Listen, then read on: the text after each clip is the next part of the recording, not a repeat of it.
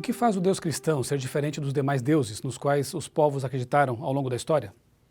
Francis Schaeffer dizia que os deuses podiam ser de dois tipos, pessoais ou infinitos. Para ele, o Deus da Bíblia era o único que reunia essas duas características. Note, por exemplo, um texto típico sobre isso. Pois assim diz o alto e sublime, que vive para sempre, e cujo nome é santo. Habito no lugar alto e santo, Deus infinito, portanto, mas habito também com o contrito e humilde de coração, para dar um novo ânimo ao espírito do humilde e novo alento ao coração do contrito. Portanto, é um Deus pessoal. Na narrativa de Daniel fica clara essa diferença entre Yahvé e os deuses babilônicos. Incentivados por Nabucodonosor a descrever o seu sonho e a expor sua interpretação, os sábios retrucaram dizendo que apenas os deuses poderiam entender ou atender o rei, mas os tais não habitam com os homens, ou seja, eram deuses infinitos, impessoais. Em contraste, na presença do rei, Daniel afirmou haver um Deus no céu, um Deus infinito, portanto, o qual revela os mistérios, isto é, ele é um Deus pessoal, pois se comunica revelando-se e revelando sua vontade aos homens. Esse é o Deus da Bíblia, um Deus que se envolve, é Deus conosco, como diz Mateus 1, verso 23. Nesse estudo, nós veremos que Deus se revela através das profecias e como podemos compreendê-las. A profecia de Daniel 7 pode servir de modelo que mostra como esse livro e o Apocalipse devem ser interpretados. Esse capítulo descreve um sonho dado por Deus a Daniel. O sonho consiste em uma sequência de eventos. 4 grandes impérios, 4 animais, portanto, o chifre pequeno, o juízo divino e o reino eterno de Deus. Depois do sonho propriamente dito, nos versos 2 a 14, existe a interpretação dada por um ser celestial, nos versos 17 a 27.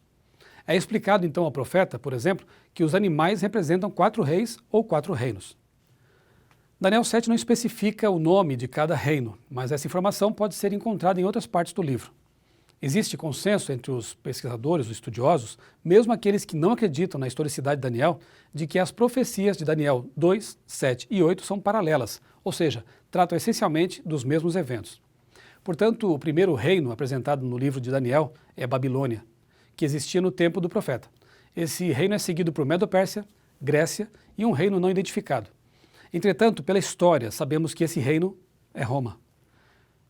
Em seguida, a profecia menciona um chifre pequeno, que surgiria no último reino.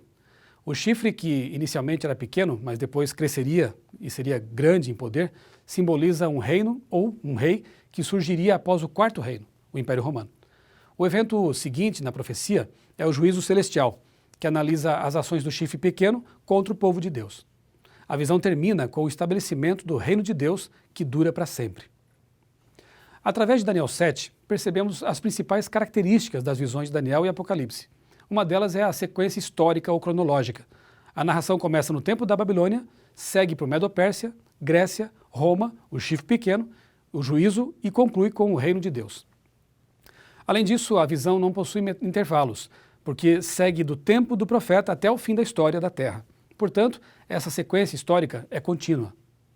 Outra característica das profecias é a presença de símbolos ou imagens que representam realidades concretas. Animais, por exemplo, representam reinos. Observe, portanto, que o próprio livro de Daniel ele fornece os princípios para interpretar as profecias.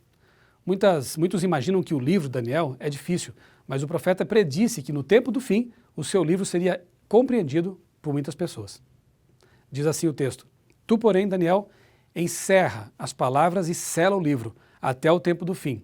Muitos o esquadrinharão, muitos o pesquisarão, estudarão, e o saber se multiplicará. O Apocalipse já começa com uma promessa a quem ler o livro. Feliz aquele que lê as palavras desta profecia, e felizes aqueles que ouvem e guardam o que nela está escrito, porque o tempo está próximo.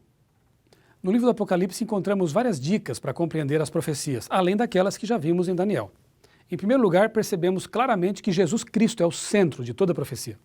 As palavras de abertura do Apocalipse, revelação de Jesus Cristo, mostram que o livro é escrito da perspectiva de Cristo e seus símbolos devem ter Cristo como foco. Nenhuma outra coisa deve se sobrepor na atenção do leitor, nem os eventos da história, nem a curiosidade sobre o futuro.